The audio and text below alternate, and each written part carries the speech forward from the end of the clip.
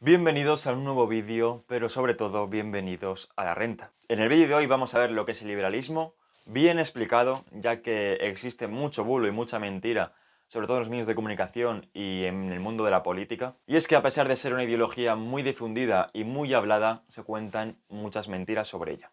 Así que si quieres saber lo que es realmente el liberalismo y qué cuenta su dogma, quédate en este vídeo.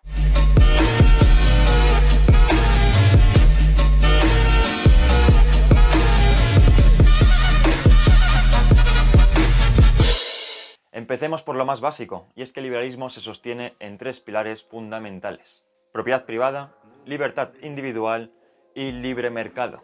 En cuanto a los derechos del liberalismo, nos encontramos también a tres que son muy parecidos, que son la vida, la libertad y la propiedad. Empecemos por la libertad individual. Para el liberalismo, esta libertad individual se basa en una libertad negativa, que no significa que sea mala, simplemente es que tiene ese nombre. Y es que hay dos tipos de libertades, la positiva y la negativa. Como ya he dicho, la libertad que defiende el liberalismo se basa en la libertad negativa, que es básicamente la no coacción de la libertad de una persona. Ahora bien, el liberalismo pone ciertos límites, y es que para el liberalismo tu libertad termina cuando perjudicas a una tercera persona. Es por ello que, pese a lo que se cuenta y a lo que se dice por televisión, el liberalismo sí defiende la existencia del Estado.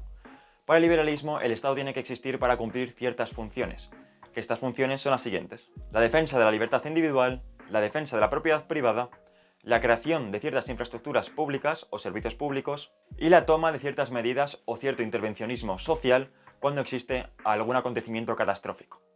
¿Y qué quiere decir esto último? Pues bien, como ya he dicho, el liberalismo defiende la libertad individual, pero sí es cierto que cuando ocurre algún acontecimiento que puede perjudicar en gran medida a la sociedad, el liberalismo entiende que de forma temporal se puede restringir ciertas libertades individuales para solucionar este problema.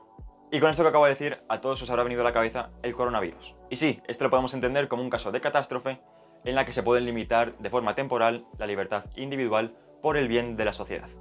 Pero como ya he dicho, esto solo lo defiende en casos muy puntuales y que rara vez ocurren, como en el caso de esta pandemia.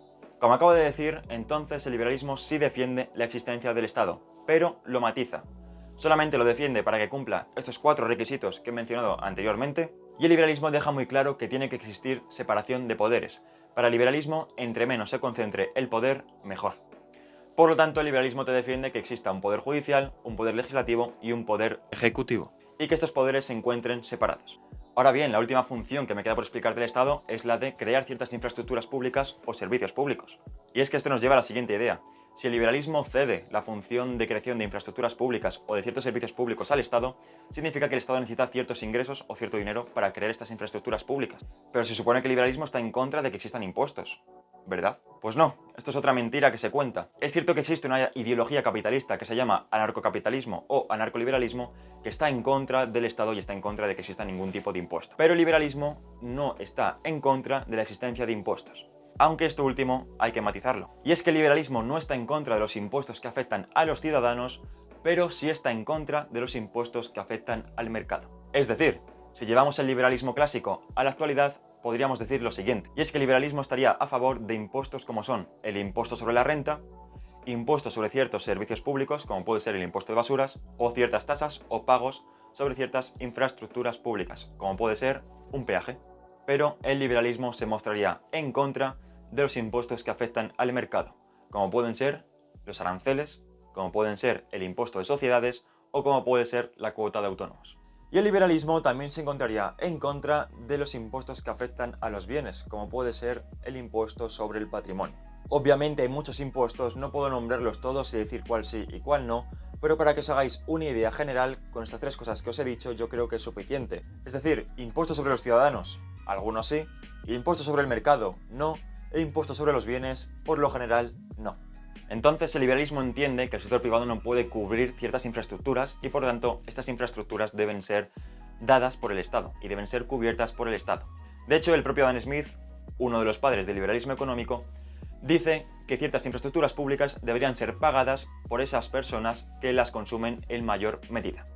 Pero también dice que normalmente estas personas no suelen cubrir la totalidad del gasto de estas infraestructuras públicas y por tanto debe ser la sociedad en su conjunto la que pague estas infraestructuras. Voy a leeros un fragmento de su libro La riqueza de las naciones en la que expone esta idea. Cuando las obras o instituciones públicas beneficiosas para toda la sociedad no pueden ser mantenidas o de hecho no son mantenidas por la contribución de aquellos de sus miembros que resultan más directamente beneficiados por ellas, entonces esta deficiencia debe ser cubierta por la contribución general de toda la sociedad. Ahora bien, ¿y qué pasa con el mercado? Pues bien, como ya he dicho, el liberalismo está en contra de la existencia de impuestos sobre el mercado. Para el liberalismo, el ser humano es un ser racional y la búsqueda del propio interés de la persona va a hacer que se genere riqueza y que el mercado evolucione y produzca más capital. De hecho, uno de los lemas del liberalismo es laissez-faire, que significa dejar hacer. Adam Smith también dice que el mercado se regula solo a través de la ley de oferta y demanda, y es que afirma que existe una mano invisible la cual regula el mercado, y por lo tanto la intervención estatal sobre la economía no es necesaria. Y este es otro punto, y es que el liberalismo no solo se muestra en contra de la existencia de impuestos sobre el mercado, sino que también se muestra en contra del intervencionismo estatal sobre la economía. Para el liberalismo, el mercado se regula solo, y esta competencia que se genera en el mercado produce una bajada de precios. Es decir, para el liberalismo la competitividad es buena. Pero sí es cierto que esto queda matizado, y es que Adam Smith te dice que la competitividad será buena si existe competencia perfecta. Pero en el caso de que exista competencia imperfecta, esta competitividad ya no será buena. Y debe ser el Estado el que se encargue de que funcione esta competitividad perfecta a través de leyes antifraude. Claro, ¿y qué pasa con el tema monopolio? Porque ya sabemos que el monopolio crea una competencia imperfecta. Pues el liberalismo se muestra en contra de los monopolios, pero no quiere que el Estado intervenga sobre los mismos. Y aquí nos encontramos con un problema. Por un lado, el liberalismo está en contra de los monopolios, pero por otro lado, no quiere que el Estado intervenga en estos monopolios porque sería una intervención estatal en la economía. Es decir, lo perfecto para el liberalismo sería encontrar alguna solución en la que no tuviese que intervenir el Estado para solucionar el problema de los monopolios. Y en cuanto al problema de los monopolios, voy a citar otra vez a Adam Smith, donde dice que los monopolios generan una acumulación de capital demasiado grande y perjudica a la economía de un país. El monopolio vuelve menos abundantes a todas las fuentes primitivas del ingreso: los salarios del trabajo, la renta de la tierra y los beneficios de capital. Con objeto de fomentar el pequeño interés de una pequeña clase de personas en un país, perjudica los intereses de todas las otras clases de personas en el país y de todas las personas de todos los demás países. La acumulación resulta así obstaculizada en las manos de quienes están naturalmente más dispuestos a acumular, y los fondos destinados a la manutención del trabajo productivo no derivan un aumento alguno del ingreso de aquellos que naturalmente más deberían aumentarlo. El capital del país, en vez de aumentar, desaparece gradualmente y la cantidad de trabajo productivo que mantiene es cada día menor. Lo que viene a decir es que el monopolio acumula demasiado capital y esta acumulación de capital no se ve dirigida al salario de los trabajadores. Es decir, que un monopolio cada vez va a ganar más dinero, pero el salario de esos trabajadores que trabajan para esa empresa no va a aumentar. Y esto genera una acumulación de capital, la cual perjudica a la economía del país.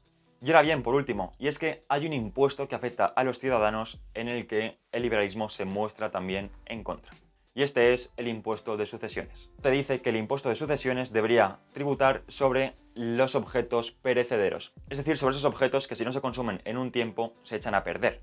Pero entiende que sobre aquellos objetos o aquellos elementos no perecederos, como puede ser el dinero, no se debería cobrar ningún impuesto de sucesiones, porque es algo que aunque tú lo acumules no se va a echar a perder.